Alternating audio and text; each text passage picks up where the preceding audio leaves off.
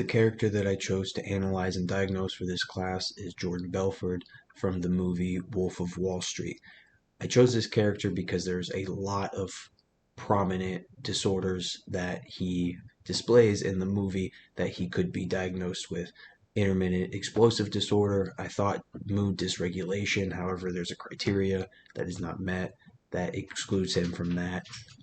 Stimulant use disorder, his use of quaaludes puts him into sedative use disorder, but this assignment is over personality disorders, and so for that I chose narcissism. Now I'm just going to go through the list of criteria here and explain why he meets all of them for the most part. I think for the entirety of the criteria he meets them. And so for number one, has a grandiose sense of self-importance. In the movie, he believes that he is better than most people. From his ability to sell stocks and be a stockbroker, he has a extremely heightened sense of grandiosity. He's preoccupied with fantasies of unlimited power, success, brilliance, beauty, or ideal love. In the movie, he is obsessed with money, which is power for him. He's obsessed with the success. He's obsessed with the success of being a stockbroker.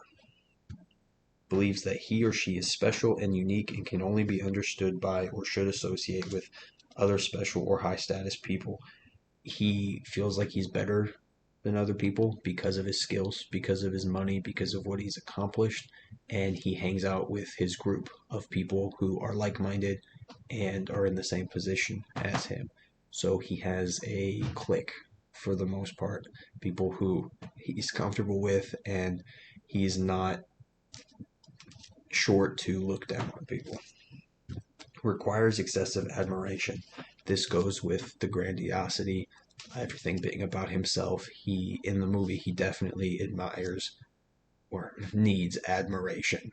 I think that he has a sense of entitlement. That's another one. Again, he feels like he deserves a lot because of his skills as a stockbroker. Is interpersonally exploitive. This is one that shows itself very early in the movie. He exploits these people with pink slips, penny stocks. He sells penny stocks to people who can't really afford to buy stocks, and he sells a lot to them, lying to them, telling them that they will be worth a lot in the future.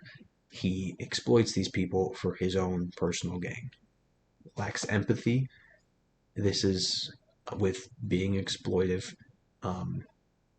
He lacks the empathy to feel for these people. There's a part in the movie where his ex-wife actually asks him how he's going to live with himself, knowing that he's selling these terrible stocks to people who can't really afford them, and he says that he's not that worried about it. It's their money is better spent by him instead anyway. Going along with the exploitation and the lack of empathy is another disorder that he could be diagnosed with, and that is that he's a nymphomaniac. He has very strong sexual urges, and that goes with what he's learned from the stockbroking game.